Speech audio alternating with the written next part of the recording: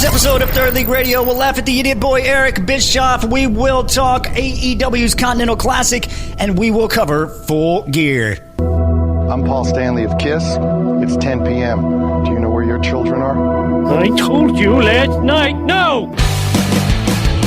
You're listening to your source for pro wrestling talk. For those that are unaware, my name is Fuego del Sol. Yeah, I actually used to wrestle for Ring of Honor before I signed with WWE. You know, that name that you just named, I've never had a one-on-one match here in Impact Wrestling Games for Swan. This is Third League. World Women's Champion for NWA. I'm the first ever Mexican-born wrestler to hold this title. This is the first time someone's introduced me as the Monster Hunter outside of a wrestling show. His psychology was completely different, and it was more lucha style and Japanese style, so I got two completely different kinds of training. This is Wrestling Radio. All right, welcome into this edition of Third League Radio. We are going to talk AEW pretty much the entire show. We're going to talk Full Gear. We're going to talk the Continental Classic. But first, I got to talk about Eric Bischoff. It does center on WWE, TNA, and AEW. He was on 83 Weeks, where Conrad Thompson suggested Tony Khan taking on the partnership, if you want to call it a partnership. WWE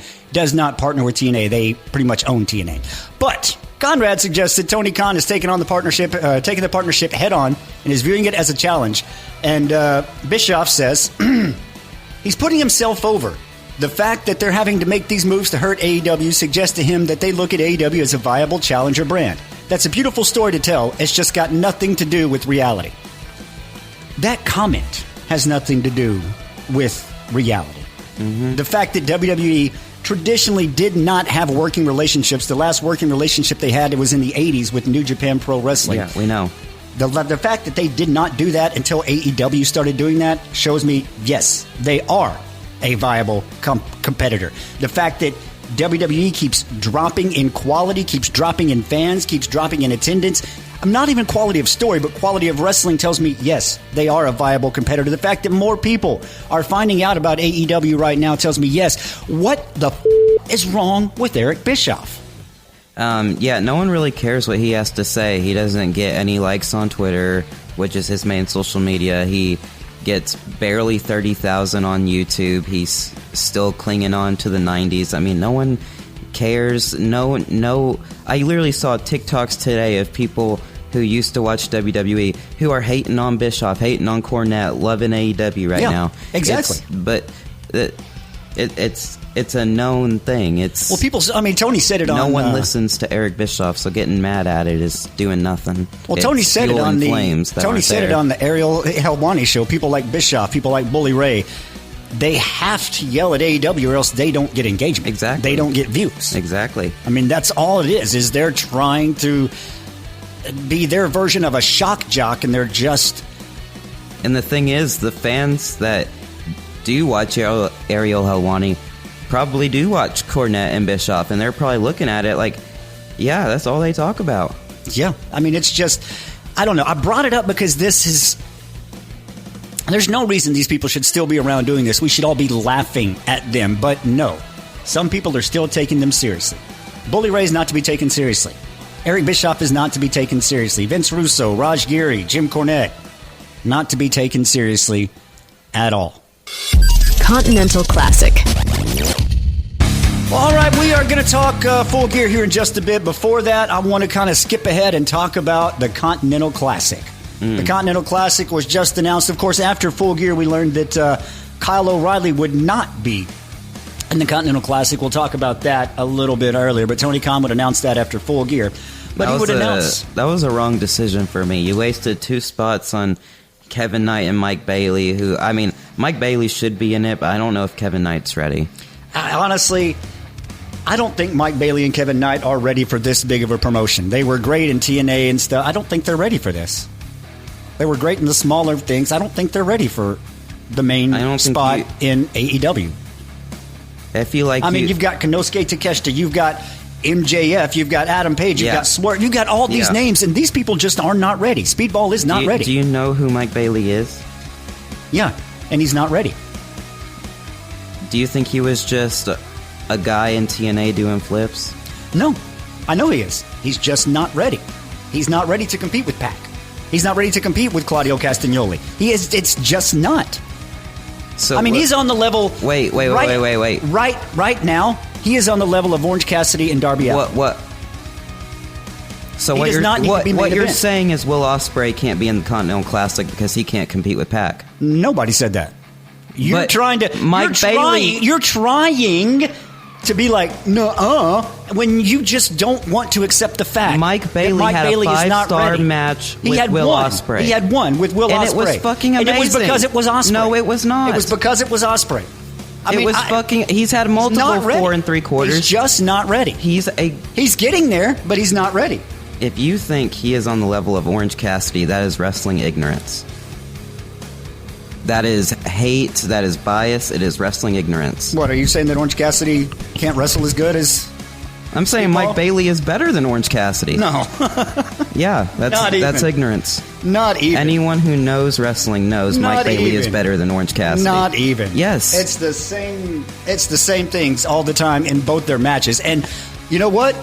At least Orange Cassidy can have some kind of television presence. There's nothing on TV. There's nothing on TV That's from like Mike Bailey. saying low key is the same as Orange Cassidy, is what you're saying. Oh my God. That's what you're saying.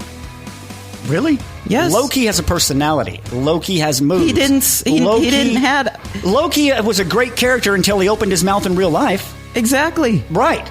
These people aren't great characters. They're not great characters. Do you look at him in the ring?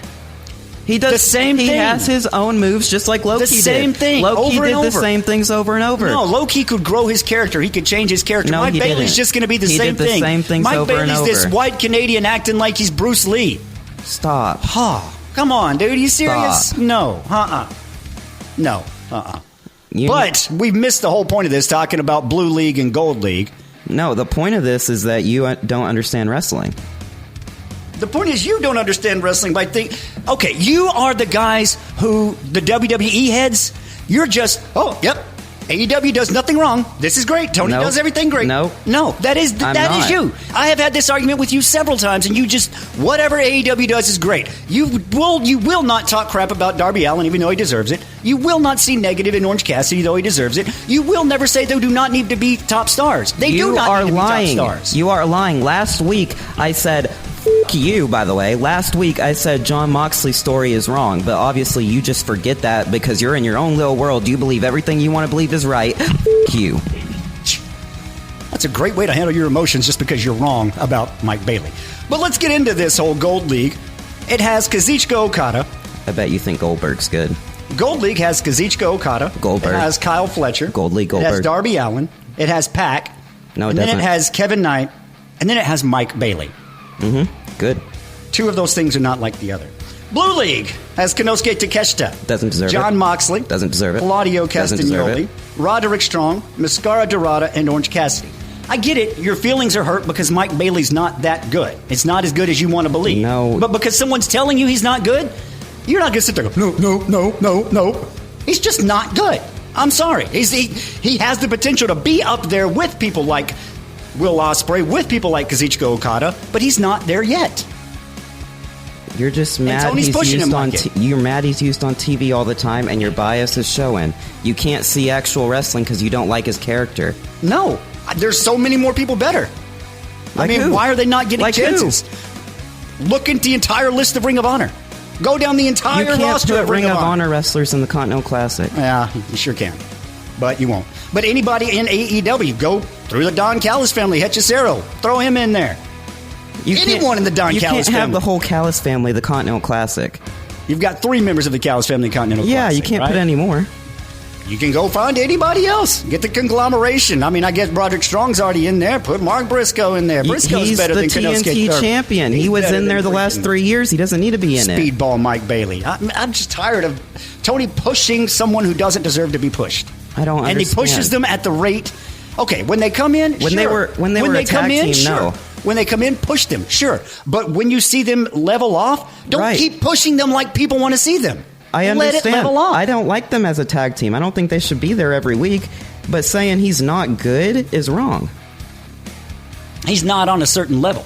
He's not at a certain level. It's just that's what it is. Can he get there? Yes. Is he there? No. He's not on the level of Pac, but does he deserve to be in it? It depends. If you're not going to put Kyle O'Reilly in it, sure. Because I don't think you have anyone else. But that is how the Continental Classic looks. It's going to start on Wednesday's episode of Dynamite. Third League Radio. All right, and now it's time to talk AEW's Full Gear, which was held on Saturday night. It was a really good show, I thought. Not the best one of the year, like I heard someone say online. Yeah, definitely not the best show of the year from AEW, but altogether a good show. We're not going to start with the tailgate brawl, even though the finish of the tailgate brawl rolls right in to Full Gear. So we're going to have to mention that one, as the tailgate brawl would main event with the CMLL World Trios Championship. This was actually a pretty good match. It would be Sky Team defending against the Don Callis family, Hechicero, Takeshita, and Konosuke Takeshita, and Kazuchika Okada. I think you replace this with the women's match, the women's tag team match, and put that on the pre-show. Yeah, you could have the women's match main event, the pre-show, and then have this match as the start. But yes, El Sky Team would win. They would retain. But after that, Pac would make his way to the ring, and Darby Allin would be right after. We're getting Pac and Darby Allin right at the start of the show. Yeah, and that was a great match, by the way. I mean, I like how Pac is working now, because it's the same intensity and aggression, but it's not as fast. It's not how he used to do, where he comes back and injured in 1 week. Yeah, no, Pac won this one, and the thing I didn't like about this was a little bit later. I was scrolling through, and as you're watching the show, you're keeping up on social medias and all that, and I forget which company it was. It wasn't like a Wrestling Inc. or a Fightful or anything like that. It was some dirt sheet or something. I don't know the name, so I don't want to say the name, but they really set in what I've been talking about. They said Pac gets the upset win over Darby Allin. That should never be an upset. Darby getting the win over Pac should be the upset. This is the whole thing I've been griping about, that we've probably been arguing about on Darby Allin, is the way he's presented. Pac getting a win should not be an upset. Pac getting a win should be expected. Pac is way more capable, way more physically, physical specimen than Darby Allin. I wouldn't call it an upset, and I don't like making dirt sheets the reality and saying everybody thinks it's an upset. But what I'm saying is, they wouldn't have said that if it hadn't been presented that way. If it hadn't been presented as Darby being the man, if Pac hadn't lost to Orange Cassidy, 3 times, they wouldn't have said anything about being an upset. We need to change how it's presented. That's what I'm saying. But then we'll move on to, this was probably my least favorite match of the night. I didn't understand it. It was basically the 4 teams who are competing for the women's tag titles. They all had a match, and the winner of the match got to choose their opponent for the semifinal. No, they got to choose their stipulation for their semifinal. But I'm like, why isn't this the match? Why didn't you put them all 4 in and have the title right here? It doesn't make sense to continue after this, but they wanted the women's tag titles to be at Full Gear or at one of the special shows. Yeah, but this is it was kind of odd for me. Full Gear, World's End. This was my least favorite match, and probably my least favorite name for the winners, the Timeless Love Bombs. I'll even take Babes of Wrath over the Timeless Love Bombs. It was actually a pretty good match. It was pretty decent. It's just, it wasn't really interesting, I guess. Yeah. Story-wise. I mean, there was nothing to keep me glued to it. Yeah, I mean, like I said, I didn't understand the story of it. Match was all right, but I don't know. It's probably my least favorite match of the night just because of that. But then it is the World Tag Team Championship. Brody King, Brodito, they're defending against FTR, and this was a good match that had, in my opinion, too many false finishes. But other than that, I don't have any negatives about this match other than too many false finishes. Yeah, it should have ended earlier for FTR. They built Bandito or Brodito way too much here. I mean, sure, you want Brodito to look strong. You don't want him to just drop the title like a Moxley pin or something, where they just drop the title in 3 seconds. But that was way too much. I mean, there was a couple of those moves where you're like, when they finally because there's a lot of false finishes before what I'm going to talk about, but when they finally get Bandito alone, they hit him with like 2 or 3 shatter machines that, I mean, should have finished it. But then there's a kick out. And then there's a kick out. And they did this. I understand why they didn't finish it now, because that's how you finish the main event. But there was a really amazing sequence where they tricked out the referee and actually were able to hit Brodito with the titles. Yeah. That should have been the end. I understand now why you didn't do that, but at least do it on the shatter machine after. Yeah, but that was way too many false finishes. Other than that, this was a really good one. But then the Hurt Syndicate would make their way out to the ring. Bryan Danielson would come out about this time as well. He would take his seat at the commentary desk. But it was the Casino Gauntlet match. The winner would be the inaugural AEW National Champion, and Shelton Benjamin and Bobby Lashley are the first 2 contestants. And they start off wrestling. I don't know how real a lot of that was, because it was wrestling. It was college style. They were trying to take each other down. They were, really amateur Olympic style wrestling for the first, 90 seconds or so until Ricochet comes out, and then there's an attack as Gates of Agony come out. They beat down Lashley. They beat down Ricochet. Or not Ricochet, I'm sorry. They beat down Shelton Benjamin. And Ricochet thinks he's getting the upper hand, and then, Claudio comes out. After Claudio comes out, Daniel Garcia comes out. And, it's back to an even keel on this point. But Orange Cassidy will be out after that. Let's see, who else? Oh, then Wheeler Yuta. So Death Riders have an advantage at this point in the match. But then, let's see. That was that point where they were taking everybody out. Death Riders were. And then they were running in, doing the clotheslines, doing the move into the corner. I can't forget who they're doing it to. Maybe it's Cassidy? I'm going to say it's Cassidy, but they're running in. They're giving him elbows. They're taking turns running into the corner, and then Ricochet comes in and tries to join in. And then they all look at him like, "Wait, what?" And then Ricochet gets the beat down. That was a funny part. Yeah. But then Kevin Knight was in after that, and that would move into Roderick Strong coming into the Gauntlet match. Normally on a Gauntlet match, or the first time we ever saw the Gauntlet match, it was over in the 3rd, 4th contestant that came in. I don't remember. Because they were trying to really set the gauntlet up as, hey, people might not get in the match. Whoever gets the first pinfall. But now they're starting to let more people in. I thought the last one we had was the one where MJF won the contract, but maybe I'm wrong. Maybe. But I remember the first one, Roderick Strong didn't even get in the match. And he had a whole storyline where he got a title shot because he didn't even make it into the match. I remember that. That was, I believe that was during Better Than You, Baby, when he was jealous of Adam Cole and MJF. But then, Mark Davis. He broke his neck. Yeah. He had to wear he wore the neck brace all the time. Mark Davis would be out at number 10, followed by Speedball Mike Bailey.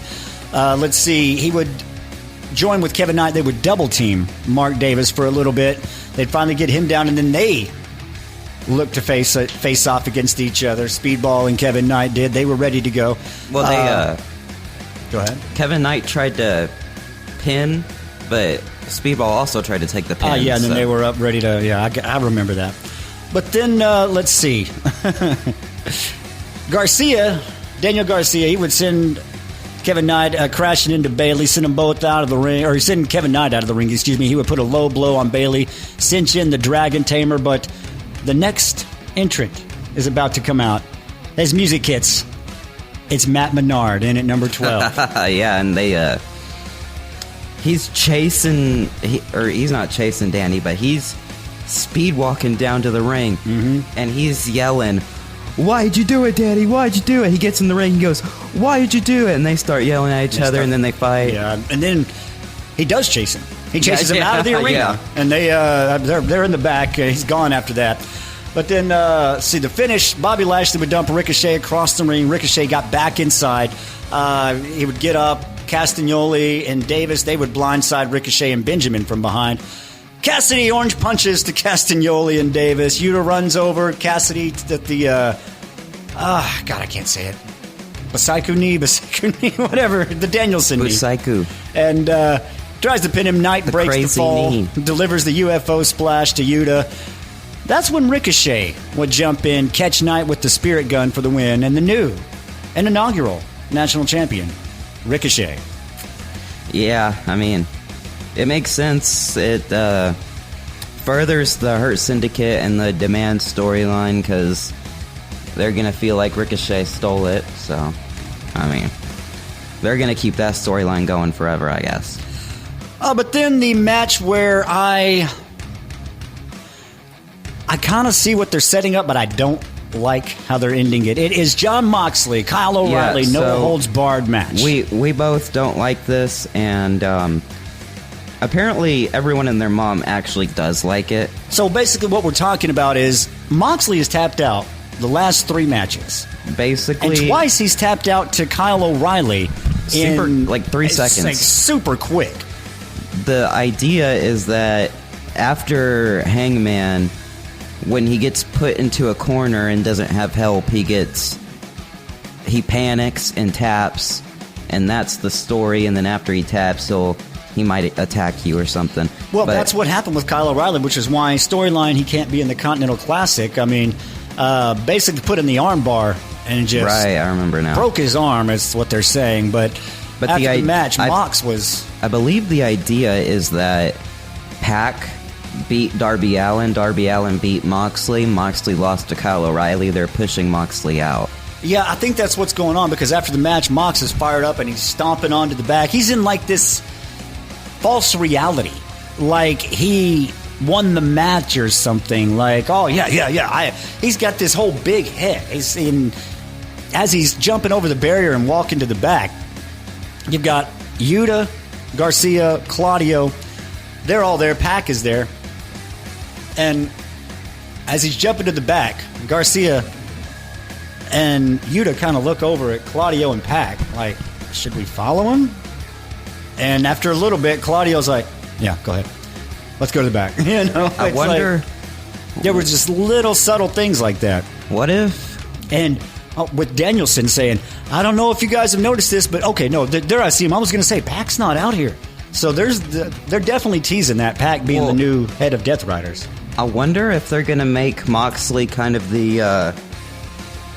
he's not going to lose every match in the Continental Classic, but I wonder if the Death Riders kind of try to make him lose in a way. I mean, it's Continental rules, so you can't have people ringside. But there's certain things that maybe you could do that distract him. Well, I'm thinking he's in the same bracket with Mox, right? Now, I don't know how they've set it up. I don't know if they have a playoff after or if they're just taking the winner of the bracket. I think it's the same as last year, but I don't remember. If they're having a playoff afterwards, here's what I think is going to happen. Claudio's going to beat Mox in the... It's supposed to be top 2 from each. Okay. If that's what happens, here's what I think is going to happen. Claudio's going to beat Mox in the actual Continental Classic. But Mox is going to be one of the two to actually go on. Even though Claudio beats him, Mox is going to get enough wins to actually be one of the two in that group to go on. And but aren't they in the Gold League? Or are they Pac in the blue is going to be... No, they're in the blue. Pac is in the other one. Pac's going to be one of the two move on, and Pac's going to beat Mox for his shot in the finals. And that is going to lead to you gotta Death remember, Riders implosion. You got to remember Okada is going to the finals, so he's in the Gold League, so you can't have Pac go to the finals. I don't think he is. I think Takeshita beats him in the semi. I think Takeshita beats Okada in the semi. But then you mean, so that means Takeshita and Okada go through and not Pac. No, Takeshita and Okada are in different brackets. And I thought... right. Wrong. I think you're right. I think they... I could be wrong, but I think... flip. I think Gold 1 plays Blue 2, I think. That's you're what right. I thought. I could be wrong, but that's definitely what I thought. I think so. Yeah, you're right. But anyway, we're moving on to the TNT title match in a... It's hard to have a no-holds-barred and a DQ right back-to-back, or a no DQ right back-to-back, but it worked. For the TNT Championship, Mark Briscoe, Kyle Fletcher. If Briscoe loses, he had to join the Don Callis family. So immediately right there, I'm thinking Briscoe gets the win. I held that thought for the whole match. There were some times where I was kind of like, I don't know, maybe not. He had that really emotional vignette. Yeah. At the beginning. Start, yeah. The movie. But the basically, it was a good match, a brutal match. Yeah, you were right on the Continental Classic. It is opposite. Well, this would end when Fletcher would send Briscoe crashing onto the top attacks on the mat, try to pin him. Briscoe would kick out, send Fletcher crashing through a barbed wire wrap table. Well, Fletcher would get him up for the brainbuster on the top rope. Briscoe reversed it, flipped around, put him a razor's edge through the thing. And then pile drove him. the J driller through the tacks. And so Briscoe, the new TNT champion, he actually had the new belt that night, had the camo strap on. Yeah, and that does piss me off a little bit because Kyle Fletcher deserved the pink belt. Yeah, well, I mean, he deserved to be champion for a little bit longer, I think. Well, they're wanting to push him to higher levels and not keep the TNT division kind of locked up. Yeah, but maybe if Takeshita beats Okada's not the Continental champion anymore, so he can't be the unified champion. Kyle Fletcher beats Okada for the international title, and Okada's so mad he quits Don Callis' family. I feel like that would lose a lot of fans. I think the Continental title was unified. All those titles, because Okada won, those titles take on the Continental rules. That's what they said. All those titles are the Continental title. I think when you win the Classic, you're going to get all those. I think that would make the most sense for the casual audience. So we'll move on to the $1 Million Trios match. Young Bucks, Josh Alexander taking on Kenny Omega and Jurassic Express. And again, my frustration with calling Jack Perry Jungle Jack and dressing him up like an American Crocodile Dundee. I will never not be mad about that. Well, here's the thing. This whole match, it was a great match. It only served for the ending, though. Yeah, really it did. We'll get to the ending as Bucks would basically get the BTE trigger to Perry. Matt would pin him for the win. After the match, though, Don Callis' family comes out and Bucks are in the ring. Callis assumes the Bucks have officially joined the Callis family. It pretty much forces them. He's like, you guys have joined, you have the money now, and they're walking up the ring. Yeah, basically there's 3 bags of money. Matt takes one, Nick takes one, Don Callis takes the third. Mm-hmm. And they're walking up and they see the Callis family attacking Omega, beating up Luchasaurus, beating up Jack Perry, and they make a decision. They just hand Don the 2 bags and run down to make the save. Mm-hmm. That... I don't know. The third iteration of the Elite, expect. They reformed the Elite, and I thought it would have been poetic because the first time they used Kansas, Carry On Wayward Son, that was Full Gear 2021 or 2019. Yeah. So you literally should have had that play. Instead, you played Omega's music, and it was like, dude. Yeah. But then the Women's World Championship, Chris Statlander, Mercedes Moné for the title. I said it before, this is going to be the title that eludes Mercedes for the longest time.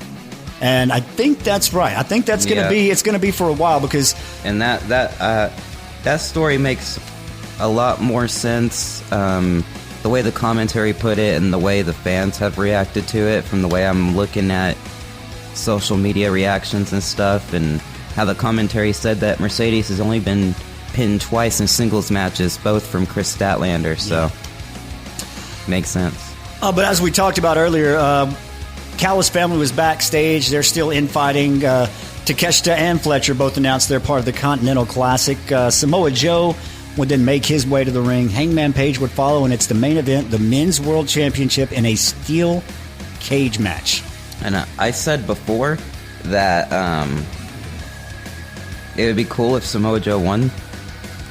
Yeah, I did not think this was going to happen, but to set it all up, we're in the ring, we've had a great match, Katsuyori Shibata shows up. Wait. Let's go back, because the entrance music. Hangman didn't just get new music. Apparently, I didn't play the game, apparently this is the final mission music from Red Dead Redemption 2. The final mission. Yeah, okay, see, I didn't play the game, so I have no idea. Me neither. A very popular game. But it's the music from the end of the game. So that's kind of odd. So it's the end of his run as the champion. He used the music. But to kind of set up the end, we've already been through the match. Katsuyori Shibata shows up at ringside, tries scaling the cage to get in, help Joe. Eddie Kingston runs down to the ring, brawls with Shibata to the back. Page hits the dead eye on Joe. The referee's down, misses Page pinning Joe. Then Hobbs shows up. Yep, I knew he was going to do this, and it's so cool. I mean, it's obviously pre-cut and everything. I think actually Mark Henry said he could do this. Or someone actually was able to do it. I forgot who did it, but it was probably Mark Henry. But it wasn't Hobbs. And I mean, you could just tell by how he pulled it. Yeah. But yeah, he pulls the cage door or the lock open, opens the door, but he gets beat down by Hangman. Hangman uses the open door to hit a buckshot lariat. But then, well, see. Everybody's down. The ref is down, and we see Hook show up. And Hook runs to the referee, and he's trying to wake him up, but then he sees the AEW World Title there, and he picks it up. Yeah, and it's that Hobbs was going to use. Yeah, and he picks it up, and it's that little smile, and you're like, oh, here it is. And he turns around, bam, hits Adam Page with it. And Joe hits the he pulls off. He's got the op shirt. Yeah. Tony Schiavone with the classic 1995 call. It's like, you son of a bitch. Yeah. What's he gonna do? You know what he's gonna do. Come on. But yeah, that would be Samoa Joe getting the win, and as he's celebrating with the Ops. Whoa, wait. And the Ops Dojo, oddly enough, they show up. Yeah.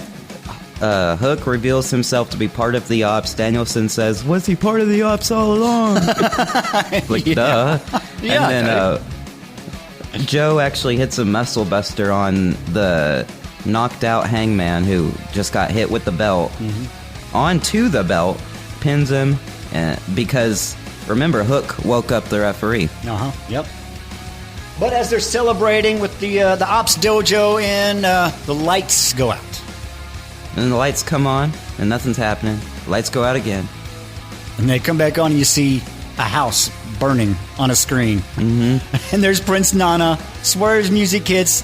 With new music. Yeah, Swerve I don't really down. Like it, but I like Swerve when I drive. But. Well, I bet it sounds like the same guy, so I bet they commissioned him to make a new song. But yeah, but they take down the Ops Dojo, not the Ops, the dojo of enhancement talent they had out there. They take them all down. Yeah, well, Swerve walks to the ring. He's staring down Joe. Joe moves the Ops Dojo to the side, and he's like, Hangman's right here. Mm-hmm. Swerve walks in, and then he just starts attacking the dojo. He beats them all up. He kicks Shane Gillis in the head. Mexican Shane Gillis at that. I mean, the guy looked exactly. I mean, it wasn't just us. Sean Ross said something about it. No, I saw people on Twitter, Blue Sky, at TikTok. People were saying it. Shane Gillis got kicked in the back of the head by Swerve. It was a curb stomp. And, Swerve and Page are standing side by side, staring at the Ops as fades to black. Show goes off the air. Well, Hangman gets back up, and they're side by side, and it's like, man, when you look at this show right here, you really see how long AEW has been going. Yeah. No, I mean, when you think about it, this show was a history of AEW. Full Gear is one of their first pay-per-views. And I was going to say, like I said earlier, it wasn't the best show they put on all year. No, but this is like an 8. Yeah. I mean, this is not a bad show at all. To me, it felt like a tribute to AEW. Yeah, but there is our look at Full Gear. This week in history. Well, time for This Week in History. We are looking at, November 17th through the 23rd, I believe, is the actual dates of the week. But we're going to start on November 20th, 2002. 20th?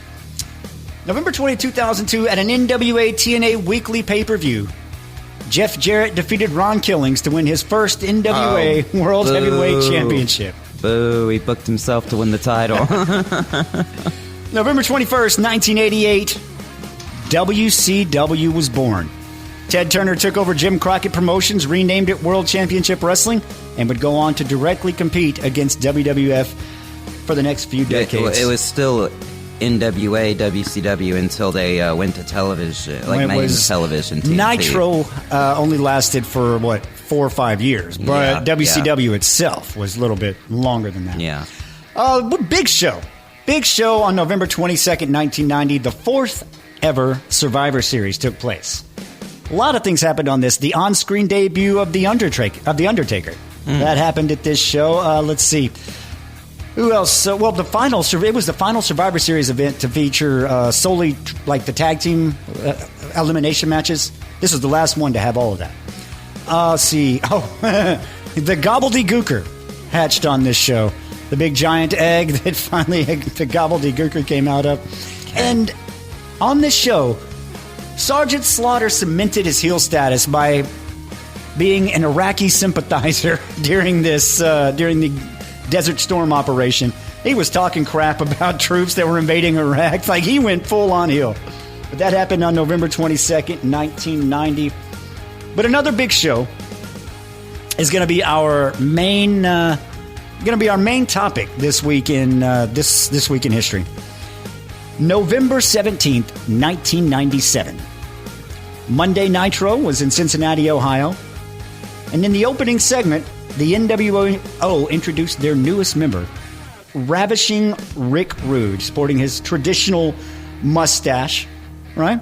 Yeah. About an hour or so later, Monday Night Raw aired its pre-tape show from Ontario, Canada, and Ravishing Rick Rude was in the ring with a full beard. Apparently, they thought they had Rick Rude signed to a contract or basically agreed on terms and everything. But something else had happened. Something else happened the night before. The Montreal Screwjob. Or the week before, I should say. The Montreal Screwjob. And Rick Rude did not like that. So Rick Rude signed to WCW. He appeared on WWE Monday Night Raw and WCW Monday Nitro at the same time. And a lot of people forget this one.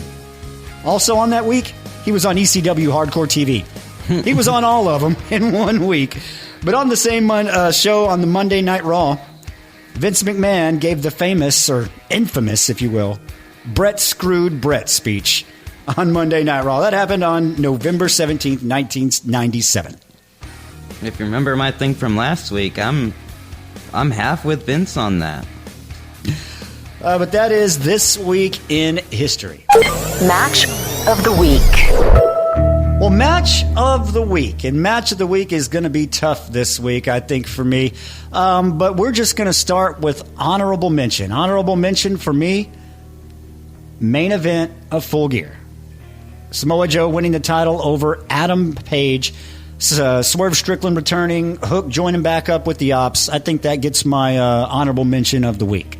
I'm going to give it to Statlander and Mercedes. It was God, that was a stiff-ass match. I mean, yeah, it was good, too. Story was great. It was one of the best women's matches this year. But for Match of the Week, the only reason it's not going to FTR in the tag match is because of the false finishes. Yeah, FTR and Brodito would have got it if it weren't that many false finishes. But and for I me, don't like Brodito. For me, Match of the Week has got to be Mark Briscoe, Kyle Fletcher for the TNT title. The no DQ for the TNT title. If they were going to do it again, it had to be something special, and it had to have Briscoe winning, because we thought the story was over the last one. Then they were like, no, we're going to do it. Hardcore match. And I was like, oh my God. Don't keep doing it. But no, it was definitely worth it. I mean, definitely I had to change mine. I mean, like that. I had to change mine because I remember on this show going something like, they've wrestled 7 times in like 3 days. What are you doing? You know, but it worked. It pulled it off. It was definitely match of the night. And after it's all over, you say, oh, what a lovely tea party. Third League. Wrestling Radio. All right, now it's time to now the time has come to look at upcoming shows, I guess I should say. But we are going to talk about TNA. They've got Final Resolution coming up from El Paso, Texas. That used to be one of the great shows from 2002 to 2007, 8, you know.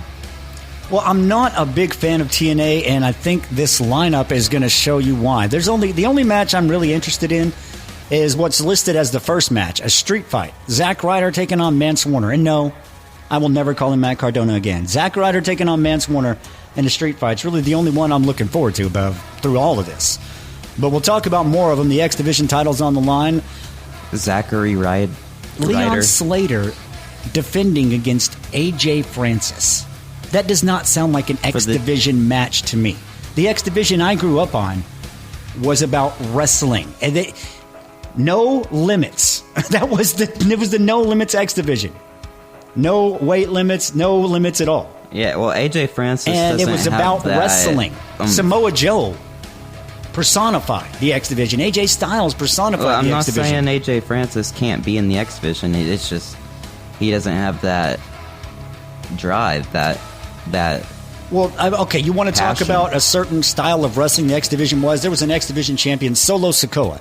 Did not wrestle that style. Still one of the greatest X Division champions of the early part. Because he was a big... Not Solo, oh my gosh. Sonny Siaki. Why did I say Solo Sikoa? I said Sonny Siaki is what I meant. We're not talking about WWE ever. I meant Sonny Siaki, my goodness. But then we'll move on to a singles match where you do have to mention WWE. Charlie Dempsey taking on Mike Santana in this one. And if I'm Mike Santana, you're losing. I'm upset with TNA right now for taking that title off of me without even a real match in front of a crowd. You get one, and then he lost it to who? Who did he lose it to? Didn't he lose it to Frankie Kazarian? Yes. Yeah. Well, who Frankie Kazarian deserves it, but not right there. Yeah. No, sure, Frankie does deserve it. The international title's on the line. Steve Macklin will defend Frankie against... left AEW to build TNA back, and they shit themselves. Yeah. Steve Macklin, Channing Lorenzo, not interested in either of those. Tag team title, again, not interested. They lost all of their stars. They lost Bayley. They lost Alexander. They lost all of their talent to WWE. They can't have Joe Hendry anymore, who wasn't even a great wrestler, but he brought excitement. Yeah. I mean, basically, they're never going to be anything again because they're just WWE's little... They feel like NWA now. Like, they feel like they don't have anybody. They're WWE's minor leagues. They are one. It's not even NXT. They're lower than NXT. They are one step away from hiring Trevor Murdoch and making him world champion. Knockouts title on the line. Li Ying Lee taking on Zia Brookside, defending against Zia Brookside. And in the heavyweight title match, Frankie Kazarian defends against Fandango. JDC, who announced that he is going to be retiring next year. So, at least give him a heavyweight title match before he goes. But that does not look like an appealing card at all to me. I mean, Fandango can wrestle, but he lost. His time has passed. His time was 2012 to 2014, and it's over. That is definitely true. And what else is over this episode? We will see you next time here on Third League Radio. Thank you for listening to this edition of Third League Radio. Download the latest episodes at Apple Podcasts, Spotify, or YouTube. Catch the live radio show every weekend starting at 10 p.m. You can listen live every Friday night at mix961.net. This has been Third League Radio.